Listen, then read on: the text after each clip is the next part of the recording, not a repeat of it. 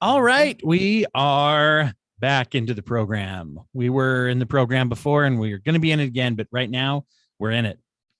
I'm going to go ahead and probably redo that introduction, but you don't need to worry about that. So that's not your problem, uh, especially if I don't remember. But we are starting. I'm actually really excited to be talking to you today. Sophie Edwards is my guest. And Hi. I did that without looking down at the calendar. And I remembered the accurate name for the person who I'm talking to. I Congratulations. didn't like say I'm, I'm, next I'm week's so guest or proud of you, something. Dwight. Oh, thanks. It's a good start. It's a good start for all of us. um, I was fascinated to see some of the stuff that you were talking about on Twitter, and you end up meeting a lot of people through Twitter that you work with. You were just telling me through I sure do. activity on social media, but it built upon something that I knew about, but I didn't know about probably as soon as I should have known about, and that I think a lot of people don't know about or don't talk about anyway, which is vocal work and vocal coaching for transgender individuals who are going through any kind of a gender confirmation or gender transition Yes. process, depending on whatever title that each person likes to call their own process. As I Lexi Taylor, who's a guest recently, just said that she likes to refer to it as just living your life and being who you are. I thought, well, that's probably better description actually. Sure. But as going through life, things like the importance of voice and the importance of going through that and how that attaches to an affirming or a rejection of our own identity of who we are as a person, and also the amount to which people don't often think about that even in their own lives.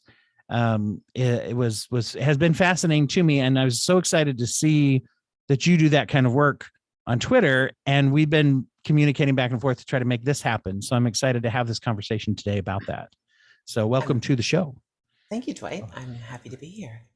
Tell everybody a little bit about who you are and what you do, first of all, and Sure. where you come from in the world. So I'm Sophie. I live in Ontario, Canada, near Toronto, and I am a trans feminine voice coach.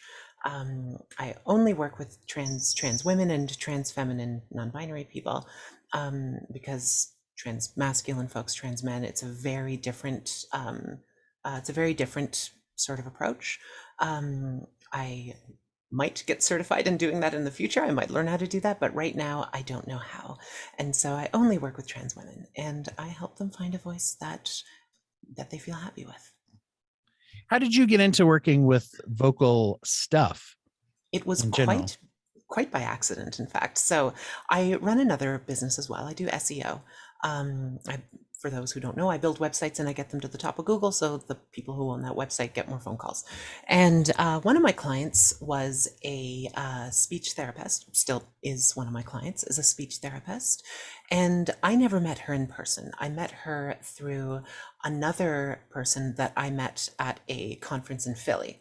Um, so the speech therapist lives in DC. I've never been to DC, but we connected anyway. And I went through the process of, convincing her that I could help her with her SEO. And then we talked about what she wants on her website. And she's like, oh, I want a page for stuttering, a page for this, that, the other, whatever. And she says, I also want a page for transgender voice therapy. And I was like, oh, that's kind of cool. And then she started explaining trans people to me and explaining like how transition works and like why people would need voice training. And I'm thinking like, why is she telling me this stuff? Until I realized that I had never outed myself to her. And so I said, that's really cool. Like as a trans person, I think that's really awesome. And she flipped out. She's like, oh my God, what? You're trans? Your voice is perfect. How did you do that? Oh my, losing her mind, right? Um, and so fast forward about a year or so, and well, we did a pretty good job for her from an SEO perspective, got her, frankly, more business than she could handle. So she calls me one day and she says, I can't handle all my new business, and I need you to start training my trans clients to do the voice coaching with them. And I was like, I don't know how to do that. And she's like, yes, you do. You just don't know that you know how to do it. You're doing it already. Let me teach you how to know what you already intuitively know, and then you can start working with my clients. And I'm the type to just kind of like say yes and then figure it out. And so I did. And now it's a pretty nice little business for me. Wow. It's a very needed thing. People don't talk about or think about the fact that when people are going through a transition, there isn't a treatment for voice. It's not like there's not a hormonal or surgical or at least, you know, uh, nothing that just affects the voice. Now, correct me if I'm wrong, but I don't think there is anything that automatically does that. So for trans women and trans feminine non-binary folks, there are surgeries. They Okay. are fairly expensive and fairly new. I don't really know a whole lot about them, so I don't want to like talk too much about them because I don't fully understand them, but I do know that they're expensive. And not everyone's surgery covers, or surgery, not everyone's insurance will cover them. And so for trans men, their voice automatically deepens when they take testosterone. Some of them still do need voice training, but it's a very different beast. But unfortunately, estrogen does not reverse that process. Okay. And Gotcha. so if you're a trans woman and you're transitioning after you've gone through testosterone driven puberty, it is what it is. The effect has happened and it doesn't reverse. So that's where voice training on one hand, and then surgeries, if you want to do that, on the other end, come in. That's interesting. And I wasn't aware of that. Now that you mention it with the estrogen and testosterone thing, that's very interesting. And of course, that does make sense. I guess I did know that from the standpoint of people going through a vocal change in adolescence. So I guess that's true. I hadn't applied that. And then the surgical part, that's new. I wasn't aware that exists, but obviously that's a newer thing. And either way, though, it's a whole point that people don't. I've never really heard anyone who's not trans talk about it. And I learned from trans people that I met, clients of mine, and people that and the very first time, I do remember back the first time years ago, someone said to me, yeah, but then the voice, of course. And I was like, oh, of course. Those were my next thoughts were, oh, of course. But I hadn't thought about the difficulty of doing that and of working with voice. So, speaking as someone who does what I do with the podcasting, and as I've worked with people and helping them with their podcast and then shifting in, I know how people get about their own voice. The first reaction people often have when they listen to recordings of themselves is, I don't like my voice. That's what most people say. Yeah. A lot of my clients will be like, "Oh, should I like record my voice and listen to it?" I'm like, "No, you should not, because you're gonna hate it. I don't care what you sound like. It's just gonna make you feel worse. Don't do that." And of course, that transcends a lot of other things. A lot of people find that just anybody finds that they hate their voice. You get used to, I will say, I'm not sure how many hundreds of hours, but there is some tipping point to where when you've edited enough conversations that you've had, you do start to go, you get numb to that. I can attest to that. It doesn't bother me anymore. But that's an interesting thing. So people, right away, you're like, let's not do a thing that's going to make you hate your voice already, kind of a thing. Yeah. It's interesting, but like we don't really think about it this way, but like this stuff going like from your mouth to your ears is like a very small part of how you experience your voice. And like a lot of it is like where you feel it happening in your body.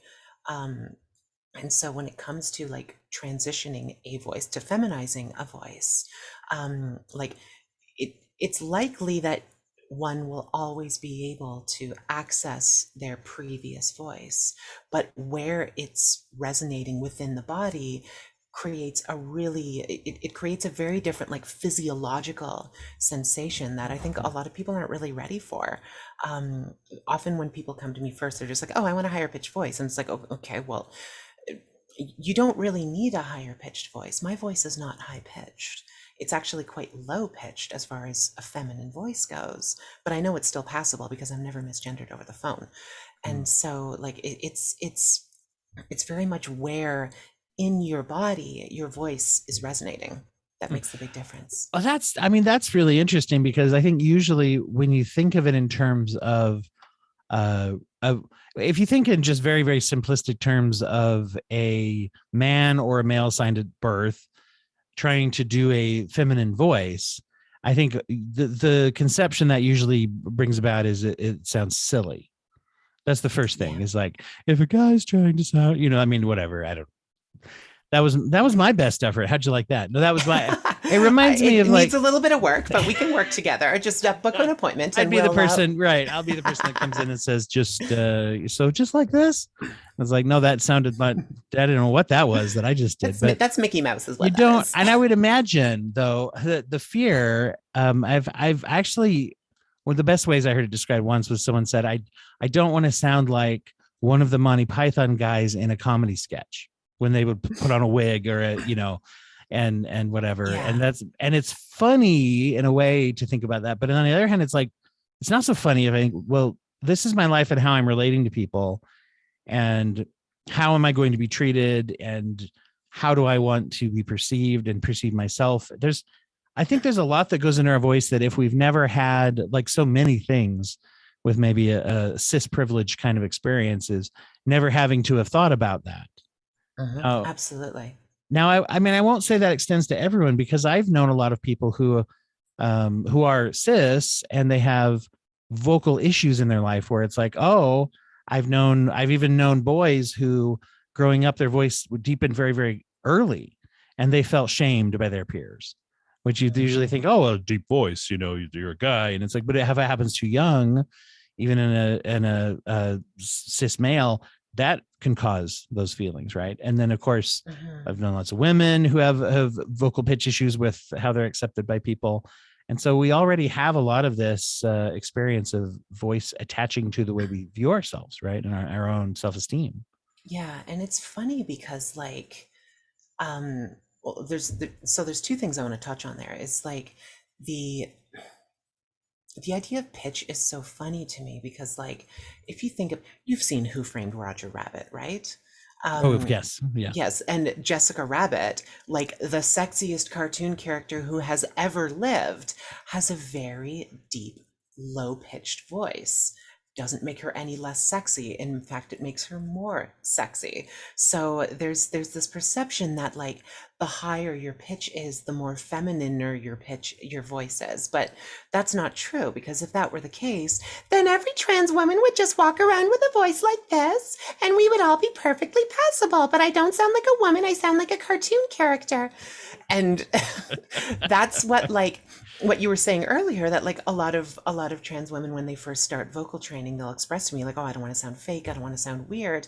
And it's a totally understandable concern, absolutely. But there's a very big difference between my voice sounds fake and my voice feels unusual to me at first. And that mostly just has to do with habit, right? So when I first, I don't know when I don't know when you finish puberty round one, let's say 18. So I had my previous voice, and I spoke with that voice for 14 years until I decided that this whole man thing wasn't really working out for me. And so at that point, I had 14 years of neural pathways in my mind that every time I opened my mouth to speak, this is the voice that would come out, and it would be completely normal.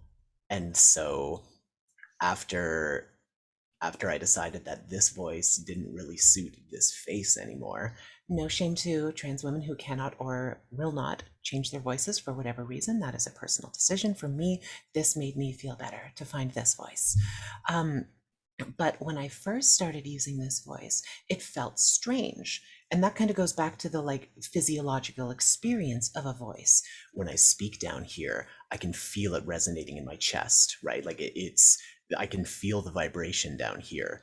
And it's a very, very different bodily experience than when I'm speaking up here, which is where I feel it more kind of like in the front of my face and in my cheeks and stuff like that. So it's a different experience to get used to. But if you're not used to it, you can, at first you might be like, oh my God, I sound fake, I sound weird.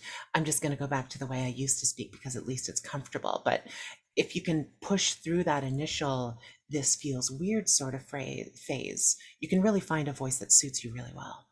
It's fascinating as you say that. The phrase that popped to my head was imposter syndrome. Like that's talked a lot about 100%. nowadays, right? Is that psychological dynamic of self-doubt of like, is this really me? I know they hired me for this gig, but can I really do it? Do they know? Are they going to find out that I'm a fraud? Kind of a thing. And it's interesting when you're talking about that sensation of doing it. It's kind of like it's the doing it on purpose feeling. I'm purposefully changing the way that I sound. And so it feels different. And I love that differentiation you just made between, how did you put it? You said there's a difference between sounding fake and sounding unusual to myself for now. Yeah, Right. yeah. And it's easy to kind of confuse those two, but they're two completely separate ideas. That even applies, I think, beyond just voice actually to, that's kind of a good strategy in particular for that imposter syndrome kind of thinking. Is there's a difference between being an imposter and feeling uncomfortable in a new Yeah, situation, and yeah, that's probably a good thing to keep in mind lots of times. But I can see that that's very, very powerful. So right away you're hitting up a very powerful cognitive intervention there that has nothing to do with vocal exercises or anything yet, is to tell yourself in your own mind, I don't sound fake, I just sound different. yeah.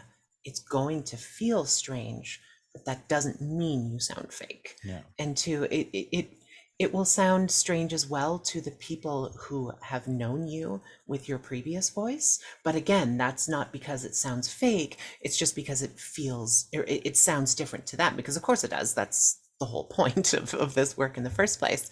But that doesn't mean it sounds fake. Yeah. And your friends are usually a terrible judge of what sounds real and what sounds fake based on your voice, because they have the preconception of what you used to sound like.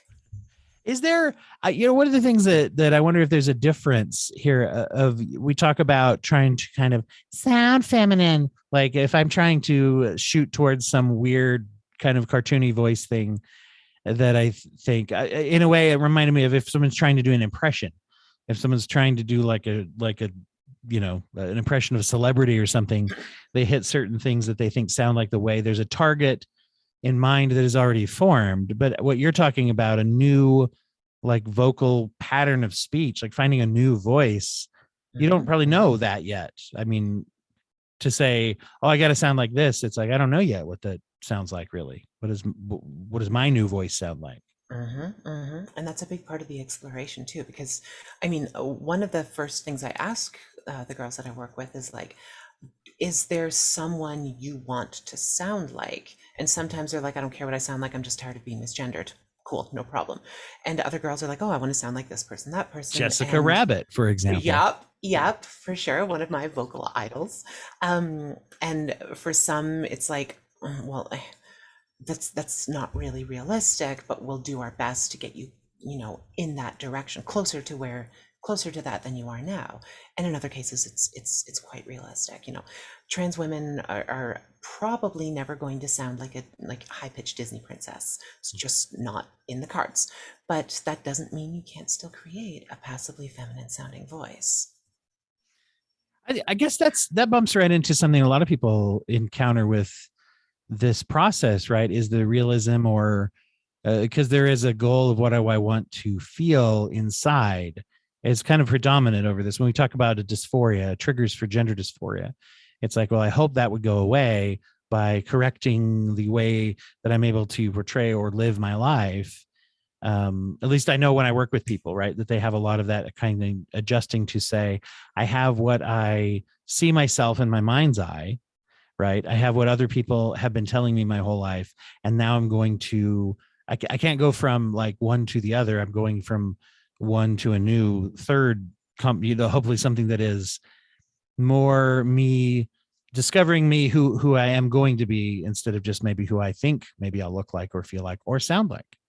Right, right. And it is a bit of a blind path sometimes, because you're not, like you said, there is no specific end goal in mind that you can really map out to say, okay, well, when I to talk about impressions, that's actually a great reference point, because I don't know if you want to do an impression of I don't know, Yoda, then it's like, okay, I'll just watch Empire Strikes Back and I'll be like, okay, well, that's what Yoda sounds like. So I can like try to figure out how to sound like that. But in this process, my goal is not necessarily to get specific results. I can't guarantee results, of course, because, everyone's different. What's going on in here and what's going on in here and its ability to control what's going on in here. Everyone's different. But by helping people to get greater control over their voice, they can then find something that suits them more within that process. So that's a really good point, that it's not quite as crystal clear as, from point A to point B, but where we get is usually significantly better than where we started. Well, and that's, yeah, because I imagine that the reactions have got to be, if we think of things in terms of triggering, right, of being misgendered is obviously a huge triggering event for people with dysphoric feelings. Sure. As you mentioned that you had success, success in the form of you'd never been misgendered on the phone. And so that gave you, not anymore. Okay. And what was that like to hit a point where you just vocally or accepted, as yourself? Well, it's funny because like until I talked to the my speech therapist client, who's now my like voice coaching mentor, that I mentioned at the beginning, I didn't realize my voice sounded that good. I never really thought about it. I did work on it because obviously it's pretty different than the voice I used earlier. But I never really thought that it was like, super amazing or anything until somebody who makes a living out of teaching how to manipulate your voice told me that it sounded perfect. And so it was kind of seamless for me in a way. I just didn't really think about it for a long time until it was brought to my attention. And maybe that's like because it was so seamless, I didn't actually notice. But yeah, it was very very organic the way it all came together. It's interesting because when you get into a position of training and teaching something, you have to look at it very differently. And I was thinking, you were saying when there's that invitation to say, I want you to do this now, I want you to coach. And you're like, I don't know how to do that. You actually do, but you don't know how to do it or Yeah. whatever. Yeah. I And don't know what I know, but I know yes, it. it's interesting. There's an old quote from Salvador Minuchin was one of the first kind of like family therapists and who studied the dynamics of family therapy. And he came up with a ton of techniques and wrote a whole book about techniques to help people improve their family situations. Okay. But he started out the book with this quote where he said, the best techniques are the ones that we learn, and we learn them well enough that we forget that we know them. And so, right. So you're kind of already at that point where you had to work backwards and reverse engineer. Here's the training tips that I don't know that I know because I've already just done them. So Right. trying to reverse engineer back to learn, oh, here's how you do that. Cause I did do it. How did I do that when I did that? Yeah. How challenging was that, by the way, just in general? It was interesting. It was almost like the closest parallel I can give you is when you start learning grammar after having already known how to speak English. Because you learn English when you're like, well, if of course if English is your native language, you learn it when you're like 3, 4, or 5 years old. You don't know what an adjective is. You just use adjectives in a sentence. You don't know what an adverb is or a conjunction. You just use these things without even really thinking about it. And so when I started learning more about grammar, it was, as you said, reverse engineering something I kind of already knew intuitively. And so it was very much a like, okay, I have this stuff. How do I organize this stuff? Like just getting a box dropped in your lap, and you're like, okay, well, what do I do with all this now? Yeah. That's an interesting way to look at it. So it isn't without precedent in a way, which I guess is inherent to any training, is you're trying to tie it in with things that we know how to do or we know about now with our experience to then use it for a new experience. Yeah. Yeah. Though I did do some training myself. I didn't have a coach. I was able to figure it out on my own, but um, I did like do some training, so I knew a little bit about like, manipulating your larynx and resonance and stuff like that. I just never really, put two and two together and put together like an actual like, I don't know if curriculum is the right word, but um, protocol, maybe? I don't Mhm. know. Yeah, Process. Let's go with that word. that works. Yeah. When people get started, what are some of the first things that you have people become aware of, or have people start to do? Sure. So, the one of the first things that one of the first conversations I have is like, do you have a speech disorder?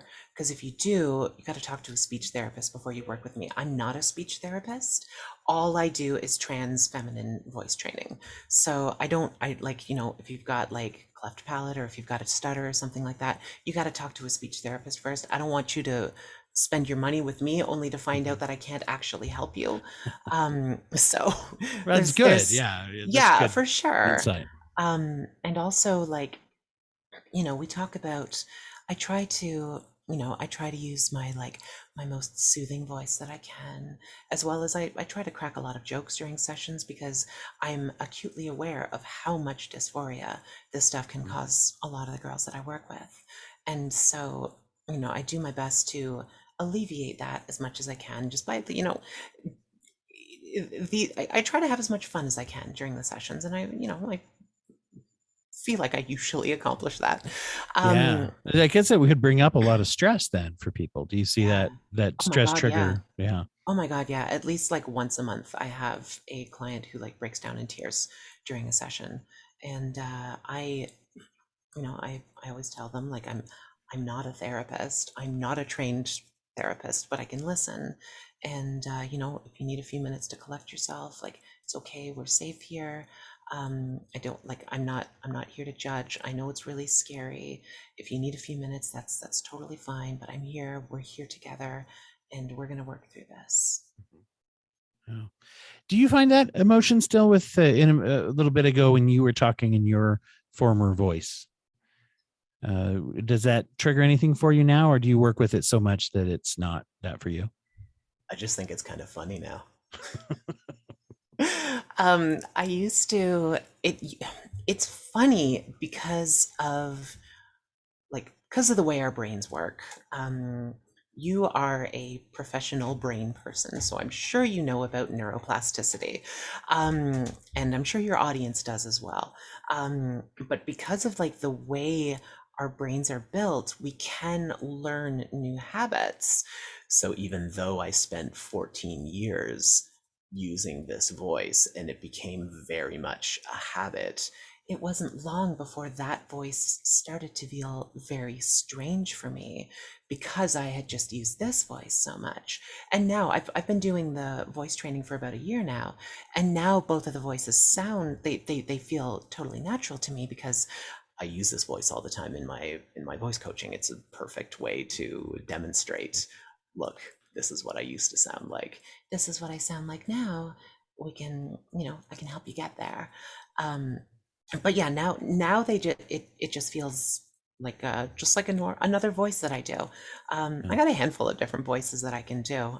Speaking of impressions, and so that's just another voice in my arsenal. Yeah. It's interesting. So you don't feel it doesn't feel purposeful anymore to talk the way that you talk in your voice. I'm sorry, it doesn't feel I guess when I say purposeful, what I mean is like, purposeful. yeah, purposeful as far as like if I have to do something, I guess I'm thinking of in terms of a habit. Like if I'm, if something's habitual, I don't think about doing it each time. And I think a fear people sometimes have is if I'm going to change my voice, it won't become that way. And that I'll every time I open my mouth, I have to think, okay, no, wait, talk that way. I have to do it like this. Yeah, it ain't like And that. yeah, and that's good to um, hear for people. I think, yeah, that gives Yeah, hopefully hope. absolutely. And Yeah. it's just a habitual thing that you have to work on. And I'm always very like mindful because some of the girls that I work with haven't come out yet.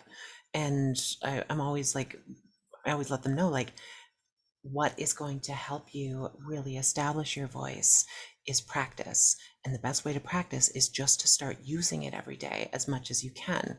And so until you have actually, pardon me, until you've actually come out, it's unlikely that you'll be able to establish this new voice as a habit, but that's okay.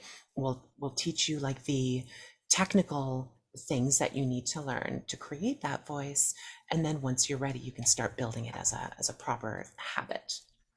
Let me hit pause just for a second. My external recorder is getting a low battery light. Can I switch those real quick? Because I don't want to cut it off in the middle of a thought. Sure. So hang on. I won't be able to hear you for just a second. No problem. I've gotten to where I can do it pretty quick, but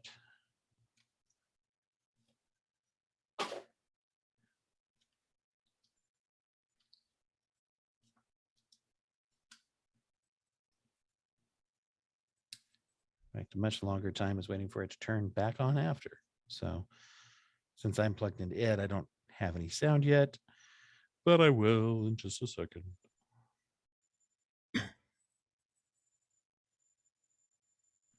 Okay, there we are. Luckily, I did it without it having actually cut us off. Used to be I would never catch it until all the sound cut out. And then I was like, oh no. But luckily I've always kept that's why I keep my headphones plugged into that recorder actually, because then otherwise if I didn't, I wouldn't know if it turned off. Smart, smart. Anyway, well, it's for once in a while. Once in a while I've learned a few things that are smart. But so, okay. Let's, you were just saying, okay, so I'm going to circle back to what you just said.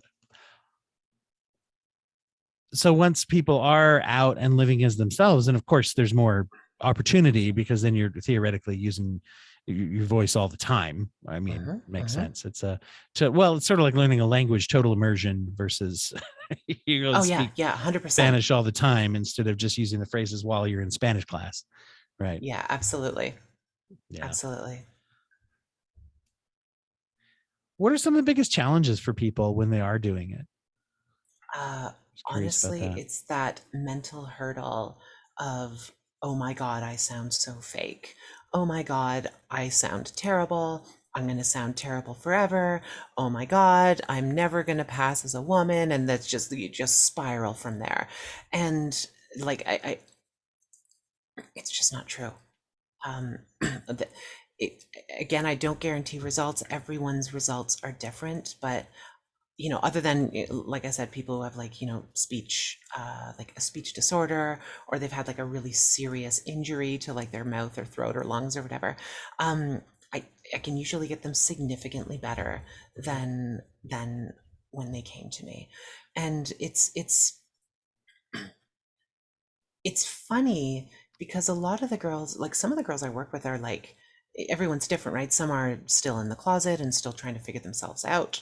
And others have been out for longer than I have. And so for those who are kind of on the latter scale, it's interesting because in some ways it harkens back to their earliest days of coming out, when they're like, I'm comfortable, I pass every day in my day-to-day life, except for my voice. And then starting to change their voice starts to cause them some anxiety. And so I just talked to them and I said, think back to the very first time you walked out the door in a dress. And I know it was probably a long time for you, a long time ago at this point. And, maybe that memory isn't as clear for you as it used to be, but it's still there. Think of how nerve-wracking that was and how stressful it was, and yet you did it and you're still here. And in many ways, learning to change your voice is a very similar experience in that it's like, oh my God, I'm changing a fundamental element of the way I present myself to the world. And so it's one of those things where you just have to do it at the end of the day, right? Like, I remember the first time I walked out the door in a dress. I stood there with my hand on the doorknob for like 15-20 minutes, heart pounding against my chest, psyching myself up, freaking myself out, until I eventually just said, screw it, this is happening. And I walked out the door. And of course, absolutely nothing happened other than I went for a walk. but of course your results may vary. But in a lot of cases, it's getting over that, like, I sound fake, I sound weird, I sound dumb, I hate this sort of idea. It's really not that complex to teach the technical elements. It's really just learning to perfect your resonance, and learning to create a more feminine intonation to your voice. Once you got that, everything just kind of falls into place. It's really the mental hurdles that we have to work through. That's almost always the most difficult part. Well, as I've often found out that this neuroplasticity thing you mentioned, I think we often find out that we underestimate our own abilities to resist or change a habit. And if you think about that, that applies to a lot of things in our lives, as far as negative self-esteem, things that we're taught through traumatic experiences. We learn things sometimes that they're really deeply learned, but they're not good lessons. Things about how to survive that maybe helped when we were being traumatized, but then don't equate to when we're safe, right? As far as that goes. Addiction is another thing where people have deeply, like, what has felt like automatic behaviors that are actually just more habitually learned behaviors. And so there's a lot of things. And when you think about the formation of a voice, it really does revolve around habit more than anything else. Just as much as anything, we just think of it as automatic. And then there's the word that we love to throw out a lot of times. We learn to have shame or self-acceptance based off of the concept of normal. And we say, well, that's just not my normal voice. And it's like, well, actually, no, it's a habitually associated voice that they've picked up over a long period of time, of probably lots of reinforcers and lots of shaping behavior, externally shaping events in my life that have caused me to go one way or the other. I, for one, tend to talk a little bit more like this when I'm leaning into a microphone, and maybe just a little bit more laid back when I'm not leaning into a microphone. But you don't think about those things if you don't record into a microphone periodically, right? And so a lot of these life events people go through are opportunities to stop and think about the things we don't often think about, right? Yeah. And when you have to do that, and when you do that and you embrace the opportunities that are presented to think about things that sometimes people don't think about, you always learn something about yourself, and you always learn something a little deeper about your life. And I mean, thinking is hard.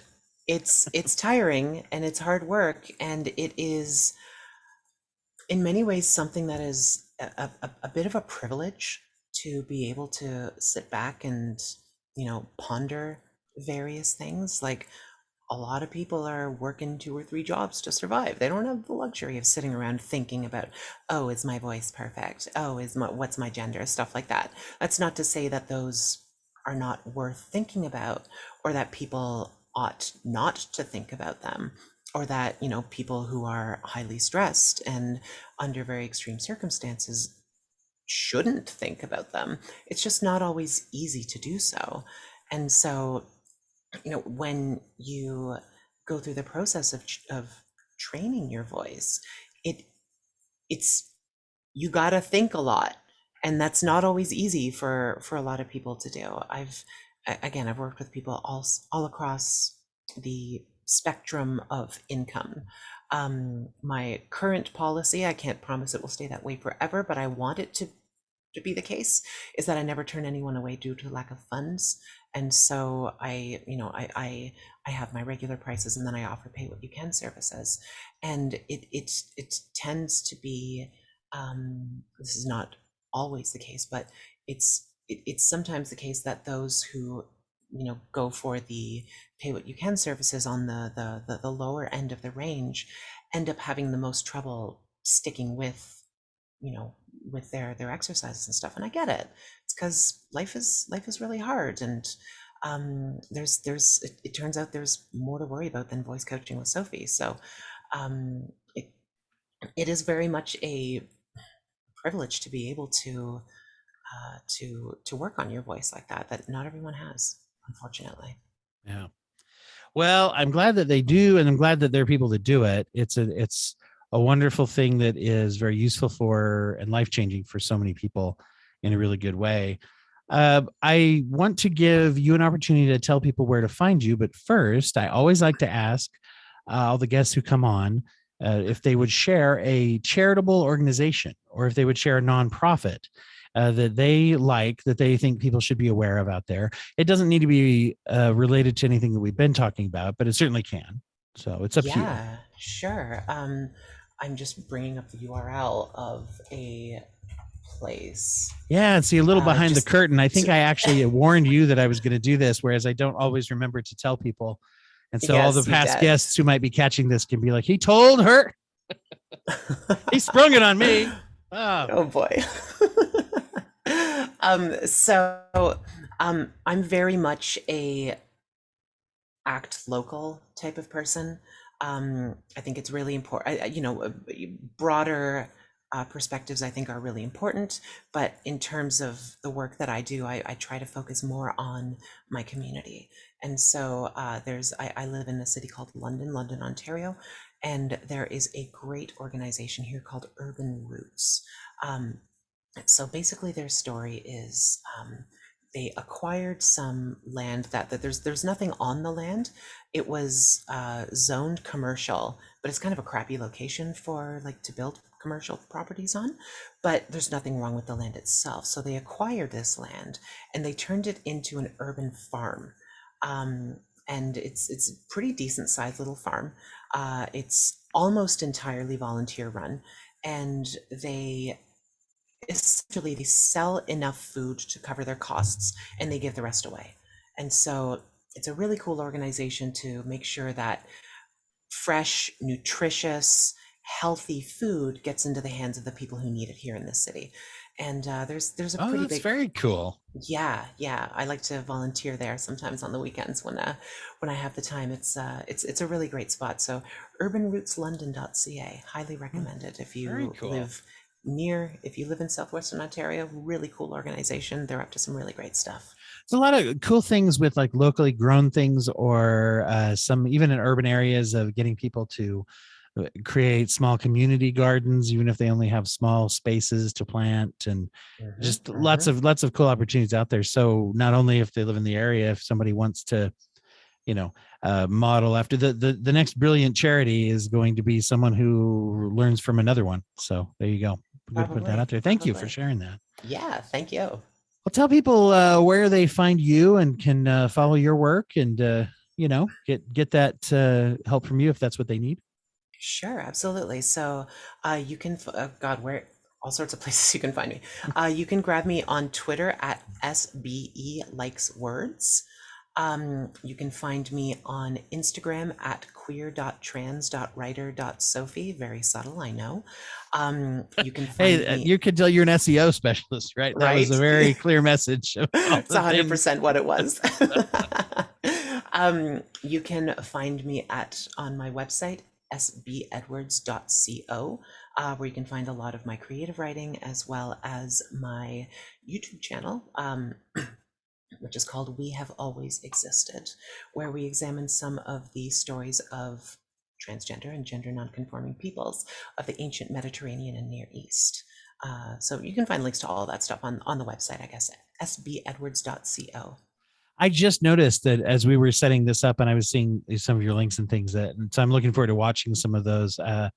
There's a TK who is the host of the For the Love of History podcast has come on before, and she on her Instagram does some mention of that recently. We're talking about trans individuals in history and how obviously a lot of erasure that's happened for gay and lesbian and trans and people of color, from history in Yeah. general. But it's always fascinating to me to look and say, oh, wow. And one thing I've learned from her, which she's come on my program and also when I've listened to her podcast, is that that resounding feeling of like, oh yeah, people were like people back then too.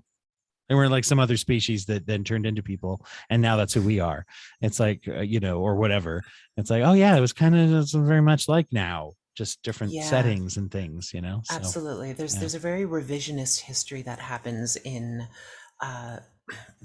like queer erasure throughout history, and it's not just the case with trans people, it's the Mhm. case with, you know, cis gay and lesbians as well, and bisexual folks, even though they wouldn't have called themselves that back then, but it's the same thing really. Yeah. um, there's a lot of erasure that happens through like, actually that's the first video on my channel, goes Mm. quite a bit into that, into like bawdlerization, where like just blatantly changing things that were written, actual destruction of ancient artifacts that they found that had, like, you know, a pair of boobies on it or something, things where there's the classic example of the archaeologist that finds his wife in bed with another woman, and then the wife says, "Oh, don't worry, we're just friends," because archaeologists always look at they always look at queer people in history as, oh, they were just friends, but we've always been there if you care to look. Oh, interesting. Wow.